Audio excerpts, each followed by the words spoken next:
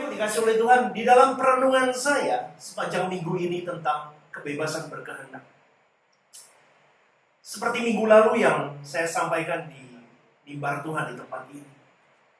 Saya mulai memikirkan betapa dahsyatnya seorang manusia yang di dalam kedaulatan Allah, di dalam kerelaan Allah, Dia memberi ruang kepada manusia untuk engkau dan saya bisa hidup bebas, dinamis di dalam ruang pagar hukum Allah. Itu kadang saya mulai berpikir, saya merenungkan hal itu, saudaraku.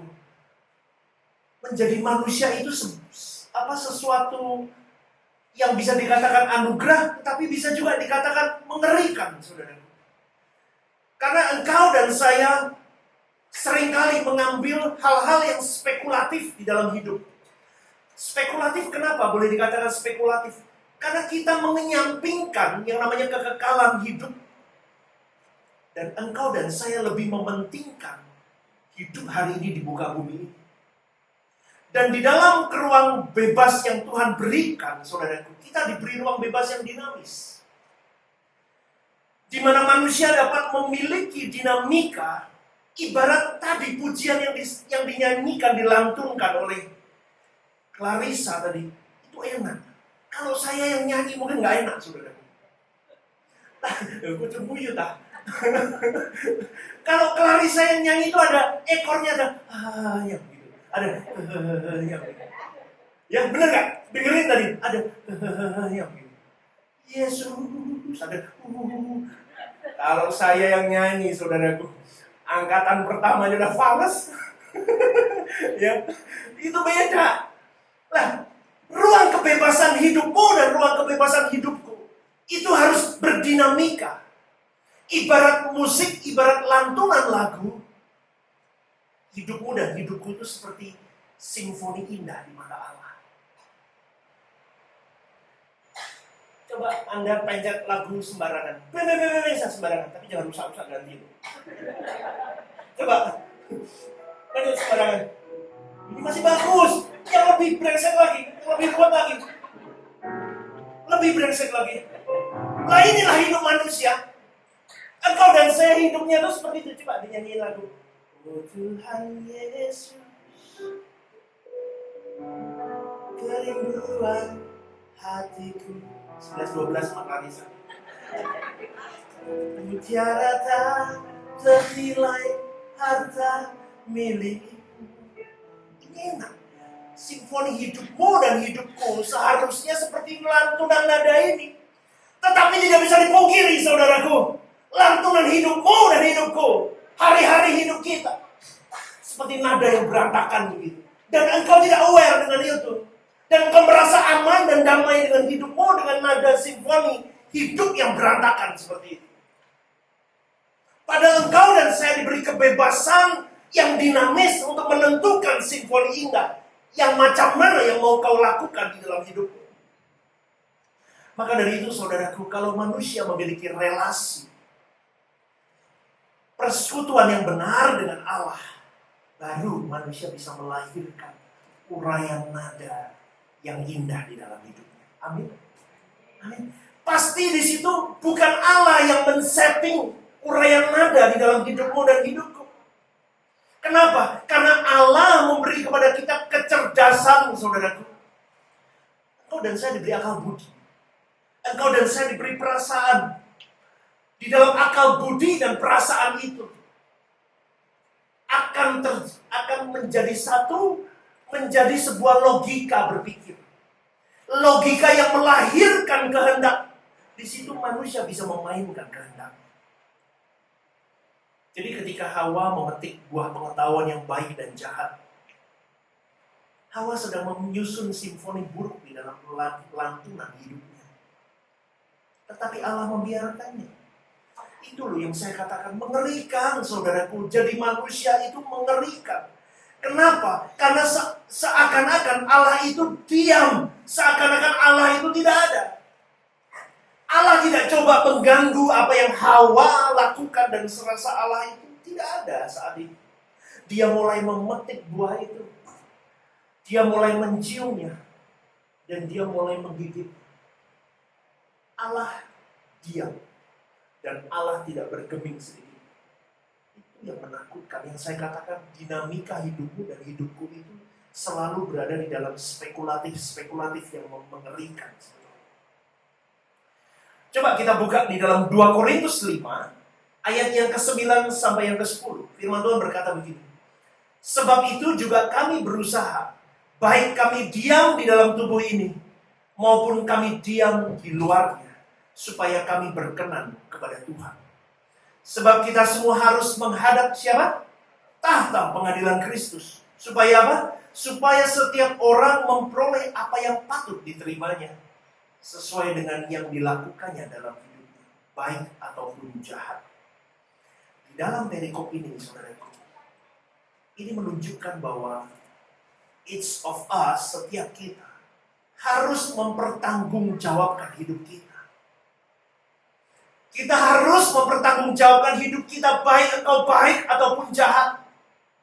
Tetapi engkau harus tahu, Allah pasti menuntun dirimu dan diriku melalui Roh Kudus untuk kita menjalani hidup hari demi hari. Tetapi kalau engkau dan saya menolak tuntunan Roh Kudus, Allah tidak memaksa. Seperti piano tadi, sudah dikasih tahu guideline-nya. Supaya simfonimu indah, Stephen Lim, aku punya hukum. Apa yang kudus, apa yang tidak kudus. Apa yang tidak benar dan apa yang benar. Apa yang suci dan tidak suci. Itu Tuhan sudah buat hukumnya. Seperti minggu lalu saya sampaikan. Manusia tidak berhak menentukan hukum itu. Tetapi kita memiliki kebebasan di dalam mentaati atau tidak mentaati hukum tersebut. Tergantung Anda mau buat simfoni indah apa enggak. Dinamika hidup, saudaraku, itu dinamika hidup. Sampai di level begini, Tuhan tolong ingatkan aku terus. Tuhan tolong ingatkan aku terus. Saya sampai sekarang gila, saudaraku. Saya kalau mengerti akan hal ini, saya semakin hari semakin seperti orang gila, saudara. Gila di dalam Tuhan. Makanya hashtag saya, kalau di Instagram, nekat yuk. Kalau hashtagnya Stephen Erastus, gila yuk. Kita semakin hari harus mengejar hasrat hidup kita semakin mengenal Dia. Seharusnya begitu. Sampai di dalam kamar doa saya selalu berkata, Tuhan, tolong ingatkan aku terus. Karena aku tahu hidup ini ada di dalam tatanan Tuhan dan aku sering meleset. Dan aku sering gagal. Saudaraku yang dikasih oleh Tuhan. Saya punya anak. Pasti saya kepingin anak-anak saya memiliki hidup yang baik. Setuju? Bapak Ibu pasti juga menginginkan memiliki anak-anak, keturunan, cucu, semua yang memiliki hidup yang benar. Hidup yang baik di dalam Tuhan. Sama halnya Tuhan. Allah mau kita ini menjadi manusia yang menciptakan simfoni indah di dalam hidup kita. Dan betapa hebatnya manusia. Manusia sendiri yang merajut. Manusia sendiri yang mengkompos lagu hidupnya masing-masing. Meskipun engkau dan saya mempunyai latar belakang yang berbeda. Family yang berbeda. Orang tua yang berbeda. Latar belakang pendidikan yang berbeda. Tetapi pada akhirnya, each of us, setiap individu dari kita akan menentukan hasil akhir hidup kita. Kita harus mengumpulkan rapot ke Tuhan. Engkau harus mengumpulkan nilai sebaik-baiknya kepada Tuhan. Dan itu mengerikan, saudara.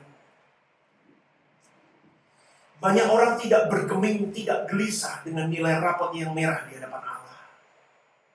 Bertahun-tahun dia jadi Kristen. Bertahun-tahun dia melayani Tuhan.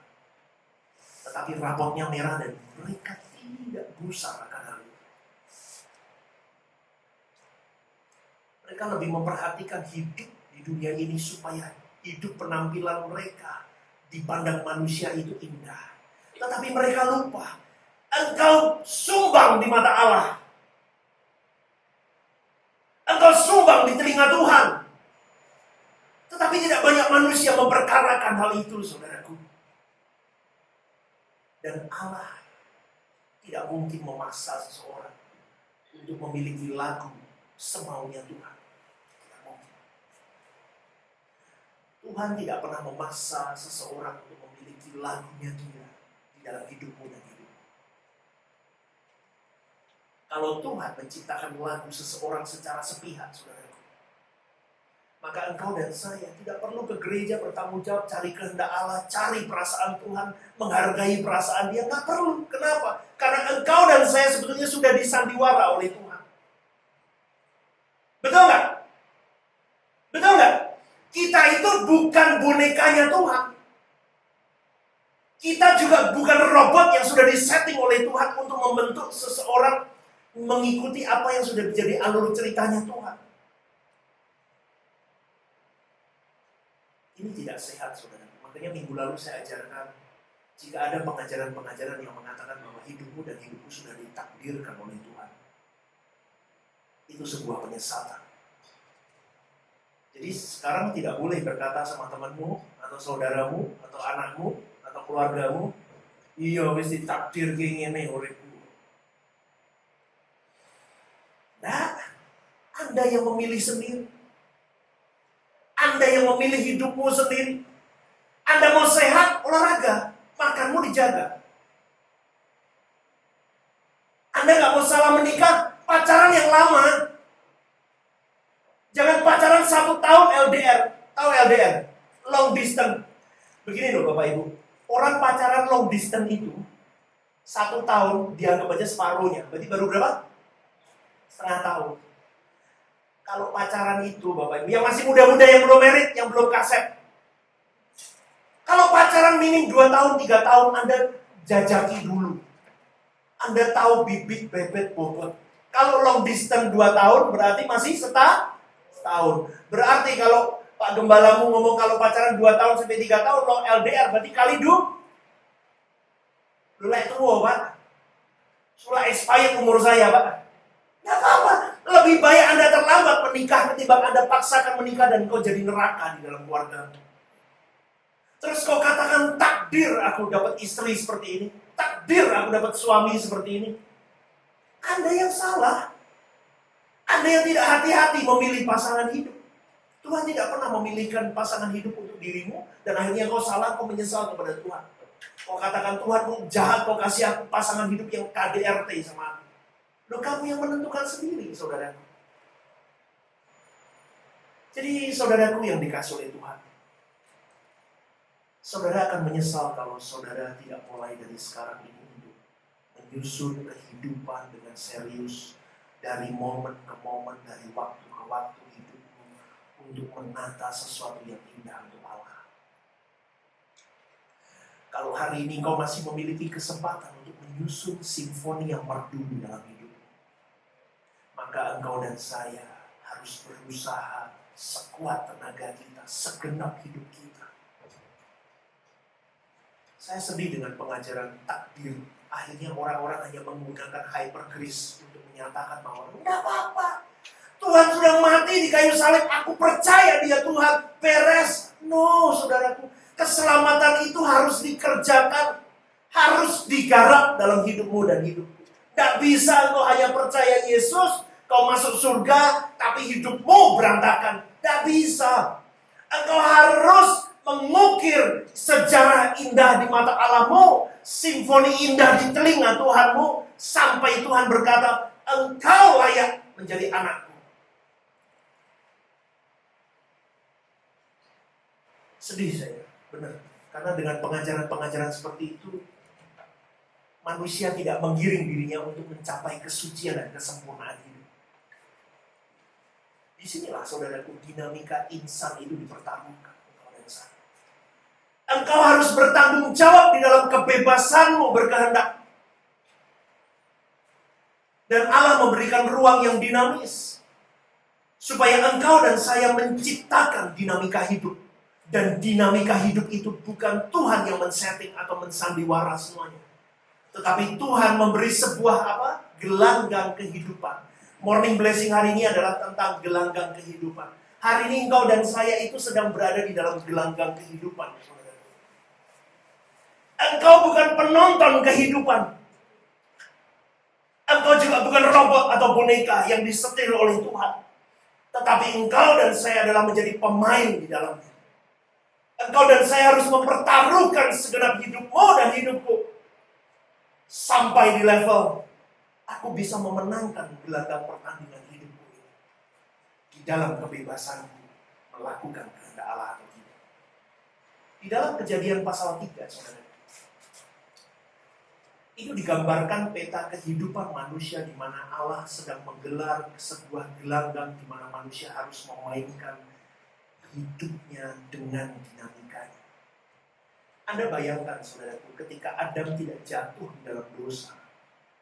Saya yakin, saudaraku, dunia ini adalah tempat yang sangat ideal dan proporsional untuk manusia tinggal. Buktinya apa? Hari ini dunia sudah jatuh di dalam dosa dengan begitu bejatnya, begitu rusaknya. Manusia masih bisa menikmati kok. Betul nggak? Betul nggak? Kita masih bisa menikmati dunia loh. Buktinya apa? Banyak orang digiring ke kekekalan nggak mau. Dia lebih fokus kepada dunia. Apalagi kalau dunia itu tidak jatuh dalam dosa. Tetapi faktanya memang gelanggang dunia kita ini, gelanggang hidup kita ini sudah bobrok, saudara. Sudah bobrok. Mau tidak mau, kita harus bertarung. Kita harus berjuang di dalam gelanggang dunia ini yang begitu bejatnya. Supaya engkau dan saya tetap harus memenangkan gelanggang dunia ini hari demi hari di dalam kemenangan bersama dengan Tuhan. Maka dari itu kalau saudaraku yang dikasih oleh Tuhan, kita seringkali berkata begini, loh Tuhan itu kan tahu loh Pak, kalau saya mau jatuh, atau saya mau dosa, atau saya mau melakukan ini dan itu. Saya jawab tahu. Tahu, Tuhan tahu. Tuhan sangat tahu dan Dia maha tahu. Tetapi begini loh saudaraku, jangan menghubungkan kemahatauan Allah dengan tanggung jawab yang Tuhan berikan di ruang kebebasan yang dinamis yang Allah berikan kepada dirimu dan dirimu. Jika engkau dan saya menghubungkan kemahatauan Allah, kemudian engkau dan saya menyusun doktrin untuk melumpuhkan bahwa Allah itu sudah memberikan takdir pasti. Itu bejat, saudara. Kekristenan hari ini begitu. Kemarin di home saya bertanya kepada beberapa jemaat. Saya bertanya begini. Bapak Ibu yang hadir di tempat hari ini, Anda setuju nggak dengan saya bahwa semua agama itu tidak benar? Setuju? Loh, ya aku ngomong di samping. Bapak Ibu percaya nggak atau setuju nggak dengan konsep saya bahwa tidak semua agama itu benar? Halo, anybody home? Setuju? Setuju. Bapak Ibu percaya nggak? Setuju nggak dengan saya bahwa tidak semua gereja itu mengajarkan kebenaran? Ini mau antar mau agama mau tiba-tiba ke polisi. Saya ulang sekali lagi. Bapak Ibu yang dikasih oleh Tuhan, Bapak Ibu setuju nggak dengan saya bahwa tidak semua agama itu benar? Setuju. Tetapi kenapa kita masih bisa memberikan ruang kepada mereka? Karena kita tahu kita tinggal di tempat yang heterogen. Berbagai macam manusia. Dan kita masih saja, oh ya sinode lain, model yang lain apapun pengajarannya, kita masih oke. Kenapa? Karena kita tahu kita tinggal di masyarakat yang majemuk. Pertanyaannya begini saudaraku, kenapa Tuhan biarkan kalau itu memang tidak benar? Ngomong aja gereja, pengajarannya sudah tahu salah, kenapa kok dibiarkan sama Tuhan? Dan gereja yang begitu biasanya besar malah. Laris manis. Bingung kan? Anda bingung nggak? Nah ini pertanyaan yang mendasar sebetulnya saudaraku. Kenapa? Bahkan bisa eksis bertahun-tahun. Di situ jawabannya begini. Ini karena Tuhan memberi ruang dan kebebasan. Sama seperti Anda dan saya hidup hari ini. Engkau dan saya hidup sembarangan dan tidak hidup di dalam kekudusan dan kesucian. Lalu seperti Tuhan membiarkan engkau dan saya kok. Engkau masih bisa happy-happy, engkau masih bisa bernapas, engkau masih bisa semuanya. Meskipun tidak total Tuhan membiarkan sebetulnya. Tuhan mestinya memberikan peringatan kepada engkau dan saya sekali. Stephen Lee, jangan. 2 kali, enggak apa-apa Tuhan. Sekali-sekali, 2 kali, 3 kali. Akhirnya saudara dan saya harus menuai apa yang kita tabur. Kadang kita bisa komplain sama Tuhan, kenapa sih Tuhan kok gak larang saya? Gak bisa saudara, itulah dinamika hidup yang harus kita ukir. Kita sendiri yang mengukir. Ketika kita mengambil keputusan untuk hidup suci, aku mengambil keputusan untuk hidup benar, aku mengambil keputusan untuk taat kepada Tuhan, Tuhan pun diam. Anda mau bobrok seperti apapun, dia diam. Anda mau kudus sekudus-kudusnya, Anda mau berjuang setengah mati, dia diam juga. Ngeri loh. Saya sampai di titik itu, pakai begini diam, bobrok pun diam. Dan Tuhan tidak menggunakan cara-cara spektakuler untuk membawa dirimu ketika engkau berada di dalam kekudusan, di kesucian. Akhirnya engkau melambung bin ajaib, tiba-tiba engkau jadi orang suci, engkau jadi orang hebat. Enggak. Semua ditata di dalam tatanan Tuhan. Hari ini saya cuma mau katakan begini, saudaraku. Yang pertama kali datang mungkin masih bingung ya dengan pengajaran ini. Tuhan tidak melarang.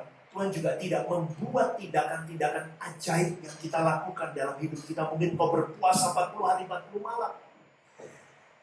Tidak sekonyong-konyong bisa membuat dirimu menjadi pribadi yang sempurna seperti Kristus. Karena selalu ada tatanan-tatanan juga untuk bisa mencapai kesucian dan kekudusan. Saudara.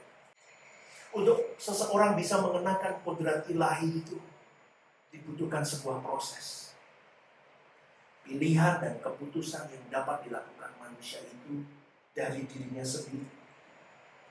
Hasil dari pertimbangan rasionya yang dimiliki. Adapun manusia, kemampuan manusia mempertimbangkan sesuatu yang menghasilkan sebuah keputusan dan pilihan tergantung kemampuan berpikir. Ini saya ngomong bukan kemampuan intelektual, saudara, tetapi kemampuan berpikir secara spiritual. Kemampuan berpikir secara spiritual dan logika yang benar seseorang itu sangat ditentukan apa yang masuk ke dalam pikirannya. Jadi boleh saya tekankan di sini betapa besar peran kebenaran firman yang harus Anda dengar setiap minggu, setiap hari, setiap waktu di dalam telingamu itu. Karena orang yang pikirannya sehat membuat dirinya selamat, masuk ke kekal. Paham? Paham? Sehatnya pikiranmu atau pikiranku tidak bisa dibangun dalam satu hari. Tetapi cepat atau tidak cepat itu tergantung Anda dan saya, saudara.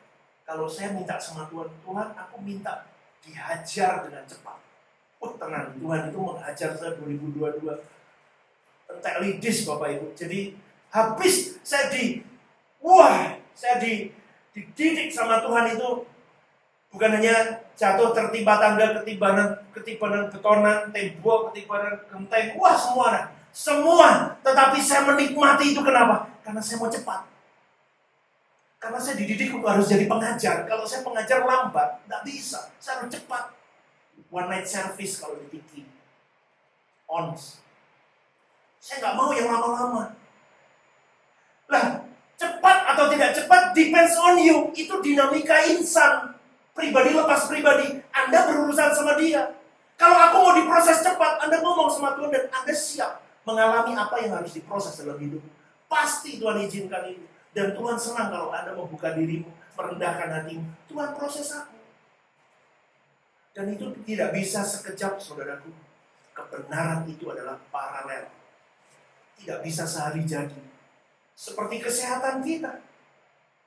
Tidak bisa dibangun kalau orang sakit kanker. Tidak bisa dibangun dalam satu malam. Bertahun-tahun dia ukir cara hidup yang tidak benar. Baru sakit kronis itu jadi. Sama dengan hal ini. Jadi kemampuanku berpikir secara spiritual dan berlogika yang benar melalui pendengaran firman Tuhan yang terus, itu tidak akan membuat dirimu dan diriku menjadi pribadi Kristen yang mistis. Tahu ya? Mistis tahu ya? Kekristenan hari ini banyak yang mistis. Iman itu tidak bisa melalui hal-hal yang mistis.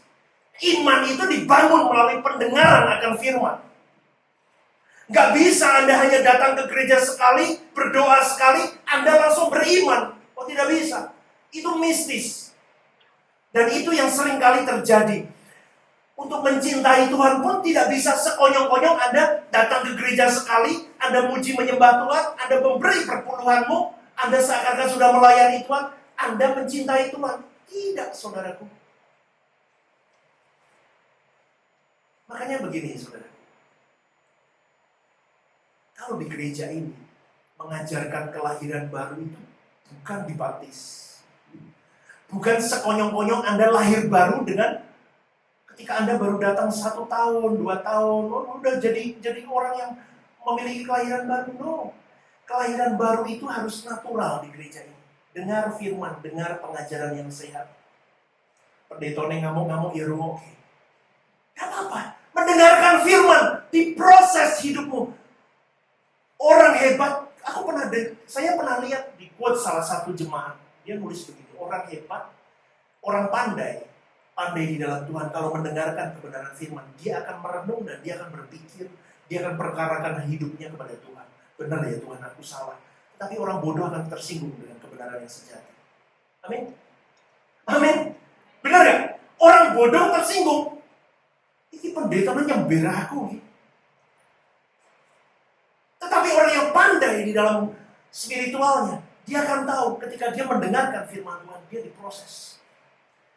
Timbullah kelahiran baru.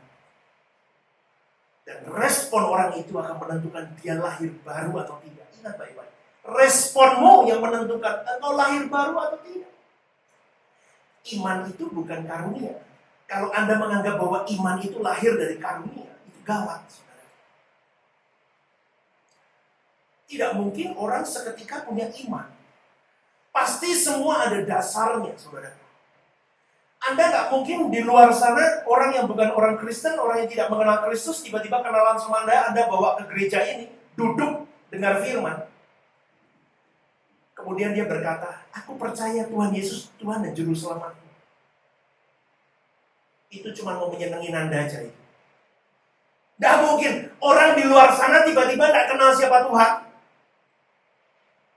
Ya, nggak pernah beragama Kristen, tiba-tiba kau ajak masuk ke gereja ini, dengar pengajaran, tiba-tiba hari itu juga dia ngomong, aku mau terima Tuhan.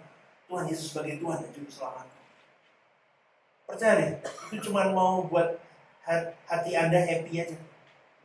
Untuk menyenangkan diri Anda saja. Karena semua harus melalui tatanan, saudaraku. Tuhan pun memiliki tatanan yang rapi.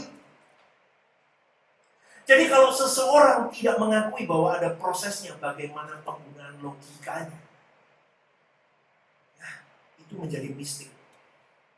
Seakan-akan segala sesuatu bisa bersifat adikodrati dan bersifat tidak natural. Maka kalau orang mempercayai hal itu, saudaraku, maka kehendak bebas tidak ditempatkan secara benar, secara proporsional di dalam hidupmu dan hidupku. Jadi boleh saya singkat begini deh. Kalau Anda mau mengenal Tuhan dengan benar, tidak bisa sekonyong-konyong langsung Anda bisa langsung sempurna. Nah, berjuanglah dari awal. Dengan cara apa? Aku mau bangun relasi dengan Tuhanku. Itu poin pertama kok. Anda harus menyadari bahwa engkau harus punya relasi dengan Bapamu. Engkau bangun relasi. Di dalam engkau membangun relasi itu, saudaraku, Tuhan akan banyak berbicara dalam dirimu melalui nuranimu. Gak usah mistis. Banyak Kristen yang mistis mintanya Tuhan ngomong audible. Stephen Lim, hari ini kau gak boleh makan asam-asam. Nanti kakimu kram, makan aja jangan bening. Nah, tetapi kekristenan hari ini dipacu kepada yang mistis. Kalau tidak mistis, tidak ada karismanya, tidak ada gregetnya. Edian nih. Gereja tambah edian maksudnya. Betul. Saya ngomong di tempat ini tambah gila kekristenan hari ini. Engkau bangun melalui nuranimu. Ya. Cari ajaran yang benar. Ketika Anda mendengarkan firman Tuhan terus. Tapi tidak boleh memutuskan pendetanya. Deal dulu. Ya, kita mendengarkan kebenaran itu. Logikamu terbangun, saudaraku. Kan punya akal budi. Logikamu mulai terbangun. Ya, ini yang benar. Ini yang salah. Ini yang tepat. Ini yang tidak tepat. Terus mulai dibangun. Benar ya, aku harus menjaga kekudusan hidup. Kekudusan hidup kau tata hidupmu hari demi hari.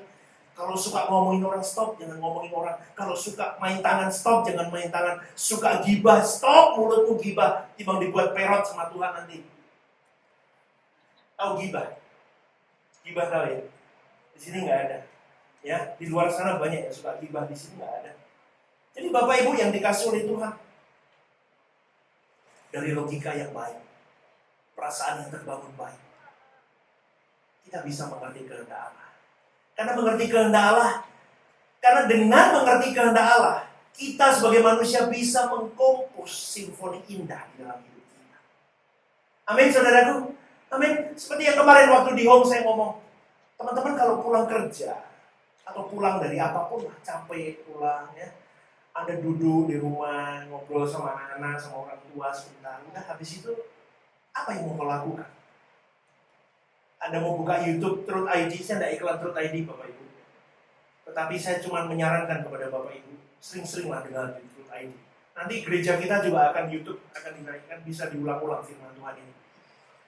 Dengarkan itu kebenaran murni. Anda pilih dengerin Truth ID, atau berdoa, atau baca firman, atau satu lagi, Anda pergi ke warung kopi, Anda ngopi. Hasilnya beda kok. Bangun pagi, Anda cari Tuhan melalui doa pagi di Truth ID.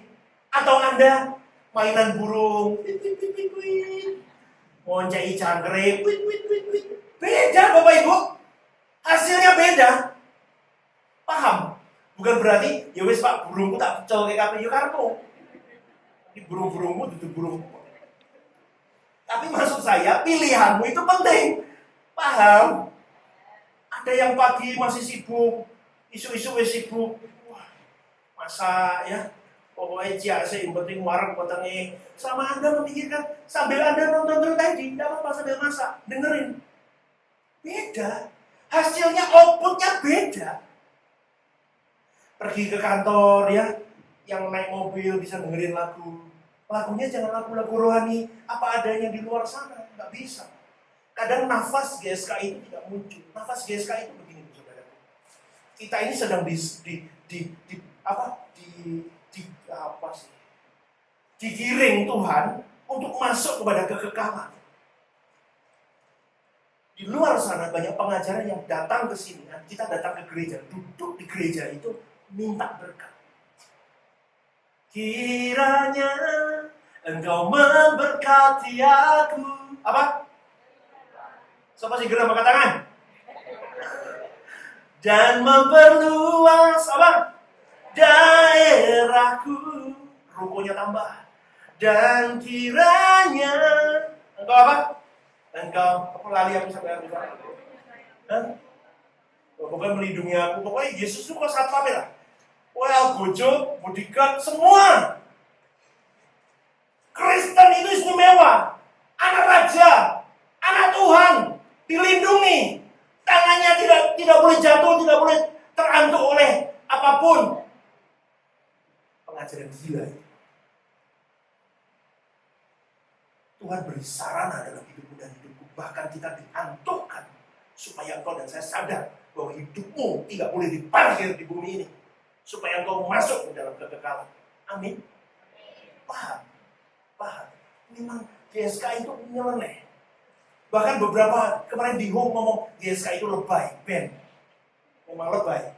Kalau kita nggak lebay, kita tidak bisa mencuri perhatian Tuhan. Benar nggak? GSK yang Rehoboth sembarang harus lebay. Harus.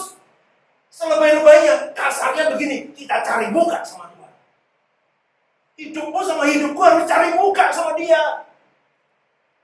Jangan cari muka sama bosmu. Bosmu itu dikasih hikmat sama Tuhan. Yusuf itu kasihan. Bos, Yusuf itu kasihan. Dia kurang gajinya. Oh iya Tuhan. Jangan cari muka sama bosmu. Cari muka sama yang ngasih hidupmu. Tuhan. Ya benar gak? Benar gak? Ya itulah hidup saudaraku. Jadi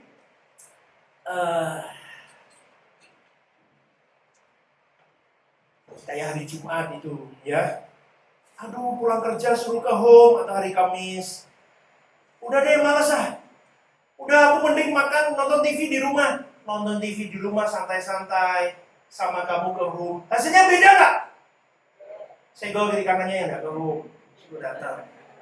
Iklannya halus toh. Ya, saudaraku, manusia itu jelek. Manusia itu selalu mau selamat dengan cara yang mudah dan cara yang ngawur. Mereka mau menikmati dunia seperti anak dunia menikmati. Tetapi kalau mati masuk surga. Itu manusia banget. Dan saya begitu juga dari dulu. Siapa yang mau? Dulu yang begitu angkat tangan. Menikmati cara hidup, cara anak dunia. Nanti kalau mati masuk surga. Wah, enak. Mau apapun bebas Pak Pendeta.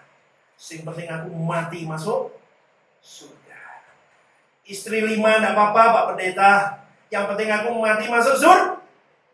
Aku mau pakai uang sembarangan enggak apa-apa Pak Pendeta. Yang penting aku mati masuk surga. Surga ini sopo. Gak bisa saudaraku. Saya katakan sekali lagi, kebenaran itu paralel. Saudara, contoh nih, saudara kalau melihat anaknya Pak Agustiono itu, pemain bulu tangkis misalnya, snap, bisa begini. Saya tuh sampai ngomong, orang yang begitu latihannya dari jam berapa? Dari kapan dia latihan anaknya? Dari kecil, pagi-pagi lari, jam 4 pagi lari, muteri gunung. Tiap pagi. Sore masih latihan lagi. Diet, gak boleh makan ini, gak boleh makan itu. Harus latihan, harus latihan. Jadi atlet. Sekarang saya tanya, Bapak Ibu. Contoh, Pak Dani. Cuma latihan sebulan, 2 bulan. Bisa gak ngalahin itu? Gak bisa. Seperti Clarissa ini. Nyanyi sampai bisa. Ya, begitu. Nah, kalau saya perjuang, saya coba latihan sebulan 2 bulan, bisa nggak ngalahin Clarissa? Nggak bisa. Sama Bapak Ibu, semua ada tatanannya, semua harus bayar harga. Kalau engkau mau sempurna, engkau mau mencapai level yang terbaik di mata Allahmu, engkau harus berjuang dari bawah, satu persatu, step by step, kau kejar itu. Jangan santai. Hidupmu gak boleh santai-santai Bapak Ibu. Butuh latihan panjang. Tidak bisa dengan kekristenan semuanya bisa sampai di puncak dengan kata mujizat. No. Itu mistik. Loh Pak, berarti Bapak tidak percaya mujizat? Percaya, nanti akan saya bahas sendiri pembahasan tentang mujizat. Saya bisa jadi pendeta karena papa saya mendapatkan mujizat. Jadi jangan pernah katakan saya tidak mengiyakan mujizat. Tetapi saya sedang mengubah logikamu berpikir supaya Anda tidak terbelenggu dengan semua hal harus sesuatu yang mistik. Paham sampai di sini Bapak Ibu? Semua butuh perjuangan. Engkau harus bayar harga, saudaraku. Yesus sendiri pun meneladankan kepada kita. Dia kalau mau mencapai kesempurnaan di mata Bapa, dia harus diludahi, dia harus dicaci, dimaki, dicambuk, bahkan dipasung di atas kayu salib. Tidak ada sekonyong-konyong tiba-tiba dia jadi sempurna. Kristen mintanya sempurna tiba-tiba secara adikodrati. Tidak bisa saudara. Kalau engkau mau menyenangkan Tuhan, ya kamu harus contoh teladan hidupmu Yesus. Lupa aku tidak mau seperti itu Pak. Ya udah jalani hidupmu yang kau mau. Lu tidak dipaksa kok Bapak Ibu. Sudah dikasih gambaran contohnya begini. Nih, ya. Ini kita manusia di sini. Pak, aku kalau mau sempurna di mata Bapak seperti apa? Ya seperti Yesus itu. Loh, aku tidak mau Pak. Disalib, diludahi, dicaci, dimaki, dicambuk, dihina, tidak dihargai. Aku tidak mau Pak. Loh ya apa? Tuhan tidak memaksamu. Jalani aja hidupmu. Tetapi engkau akan memiliki presentase kecil untuk menyenangkan hati Bapa. Tetapi kalau saya tidak mau. Saya cerdas secara spiritual. Kenapa? Saya tidak akan mencapai kekekalan yang sejati kalau saya hanya menyenangkan hati Bapa secara persentasenya kecil. Aku tidak mau. Saya tidak mau. Saya mau memberikan yang terbaik. Komitmenku yang terbaik untuk menyenangkan perasaan Bapa. Kan jelas di dalam firman Tuhan, Allah bekerja di dalam segala hal mendatangkan apa? Kebaikan. Bagi siapa? Orang yang mengasihi Allah. Itu dinamika hidupmu luar biasa. Seakan-akan engkau sedang dicambuk di dalam hidupmu. Aduh, melu Tuhan kok angel man. Benar loh Bapak Ibu, kalau Anda serius ikut Tuhan itu tidak mudah. Kalau ada orang ngomong ikut Tuhan itu mudah, dia pasti bukan Yesus yang ngomong. Ikut Tuhan itu berat, sangat berat dan amat berat. Saya dengan istri sudah mengalami hal itu. Bukan karena ekonomi, bukan. Ekonomi itu bukan seberapa. Tetapi penggerusan manusia lamamu itu yang menyakitkan sebenarnya. Karena engkau dan saya hidup di dalam ego, ambisi, motivasi yang sebenarnya liar. Dan disitulah pemangkasan Tuhan yang menyakitkan, saudara. Semakin aku emosi, saya orangnya emosian. Emosian semakin dipertemukan dengan orang lain yang membuat saya emosi. Kalau zaman dulu minta tahu. Tahu nggak Bapak Ibu? Tahu.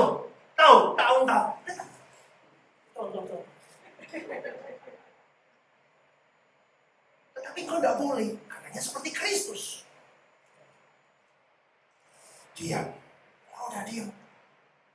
Diam. Perkarakan dirimu, perkarakan hatimu di dalam kamar doamu. Kau bisa nggak ngampuni dia? Kau bisa nggak membereskan hatimu dulu? Waduh, ikut Tuhan itu nggak gampang, Bapak Ibu. Tapi disitulah media atau sarana-sarana untuk kita bisa sempurna. Ketemu orang yang bocengli itu akan semakin membawa dirimu semakin engkau sempurna sebetulnya. Ketemu orang yang mengkhianati dirimu itu akan membawa dirimu semakin sempurna. Semakin indah. Ketemunya dengan apa? Ya yang begitu-begitu. Itu Kristen. Bentar lagi selesai, dosa bingung. Ya, jadi Bapak Ibu dikasih oleh Tuhan. Kalau engkau dan saya tidak memahami kebenaran yang murni berdasarkan Alkitab mengenai kehendak bebas, maka engkau dan saya akan rusak di dalam kekristenan ini. Engkau dan saya harus diluruskan dengan benar. Karena semuanya itu Allah membuat tatanannya dan membuat semua perangkatnya. Engkau mau sempurna seperti Bapa, ada korban Yesus, ikuti aja. Itu sudah jelas kok. Kutubnya kekristenan itu jelas, sempurna seperti Bapa. Udah itu aja. Dan engkau kalau bisa mencapai level itu, Anda hebat. Tetapi untuk mencapai level itu, Anda harus korbankan banyak hal. Saya sedang berjuang di sana, Bapak Ibu. Saya berjuang. Dan di situ tidak mudah, memang tidak mudah, sangat tidak mudah, saudara. Manusia tidak boleh lengah sedikit pun di dalam hidup ini. Bahkan di dalam Ibrani 5 ayat 7-9 dijelaskan begini. Yesus meskipun dia anak, dia taat sampai mati. Untuk mencapai kesempurnaan dan dia menjadi pokok keselamatan. Supaya Yesus bisa dicontoh. Coba saudaraku, kalau Adam tidak meleset hari itu, Adam yang jadi proyek percontohan kita. Bagaimana dia hidup. Tetapi faktanya Adam itu meleset dan seluruh keturunannya berkodrat dosa, termasuk engkau dan saya. Kita meleset. Hidup kita meleset. Tetapi kita diajar memiliki anugerah. Stephen Lim, benar Adam itu meleset. Tetapi engkau dan teman-temanmu semua manusia itu diberi anugerah keselamatan melalui kematian Yesus Kristus. Sekarang engkau bisa berjuang supaya engkau berkenan sempurna seperti Bapa. Engkau harus serupa dengan Tuhan Yesus. Itu dinamika yang kita miliki. Chance. Ini loh medianya. Kamu mau apa enggak? Tergantung Anda. Jadi kalau dikatakan serupa seperti Yesus, bukan berarti kita mau menyamai Yesus. Yesus punya lagu hidupnya. Stephen Lee punya lagu hidupku sendiri. Clarissa punya lagu hidupnya sendiri. Yusuf punya lagu hidupnya sendiri. Tetapi di dalam lagu hidup kita mau memberi yang terbaik bagaimana kita bisa serupa dengan Kristus. Orang Kristen hari ini cuma maunya senang. Maunya simple ikut Tuhan. Bahkan kalau dia ngomong, aku sudah mencintai Tuhan, lewat pujian. Yuk nyanyi satu lagu. Lagunya, ku mau cinta Yesus. Gak usah, yang itu aja. Mau sing susah-susah nanti.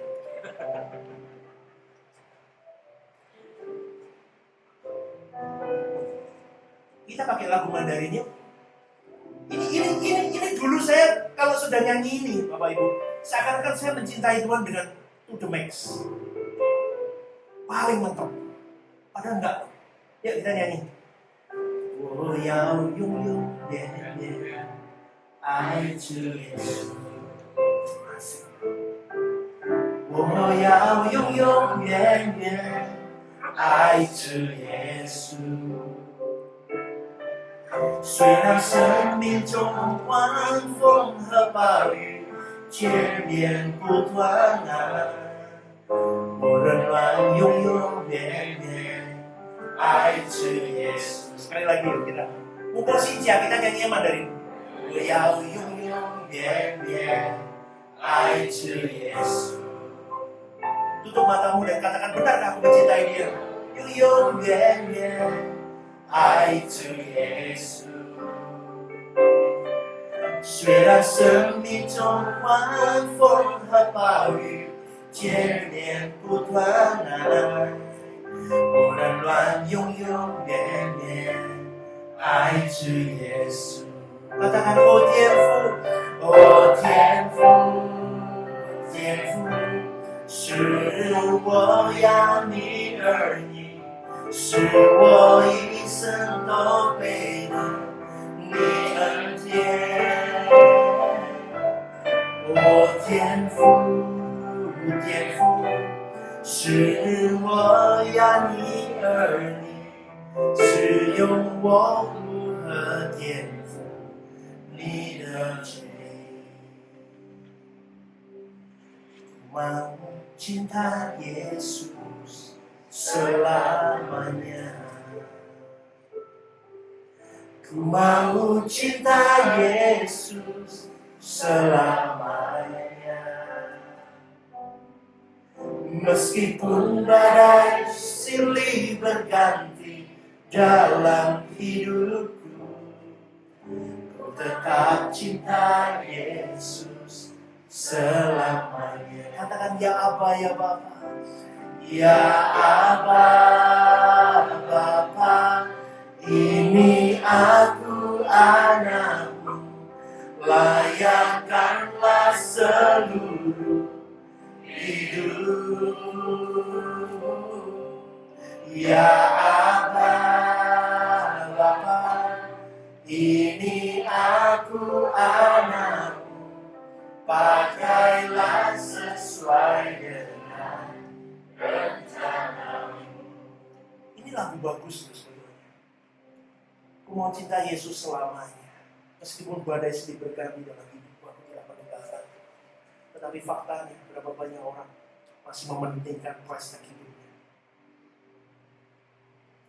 Saya sampai kadang di koridor melayani, sebenarnya.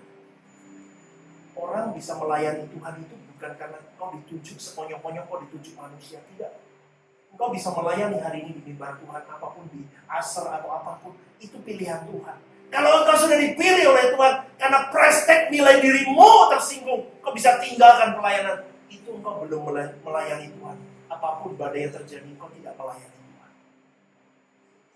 Lagu ini, dulu ketika saya memujikan lagu ini, seakan-akan ketika saya nyanyi itu saya sudah menyenangkan Tuhan. Tetapi sekarang saya lebih mengerti, itu lagu harus saya hidupi. Harus saya hidupi. Harus benar. Saya benar di mata Allah. Supaya saya bisa membahagiakan perasaannya. Aku mau cinta Yesus itu bukan hanya slogan. Tetapi real. Saya mau berjuang. Tuhan, ini nada simfoni hidupku. Aku mau perkarakan, aku mau indah di mata Tuhan. Itu baru berjuang, saudara. Siapa yang mau serius menyenangkan perasaan Tuhan? Katakan.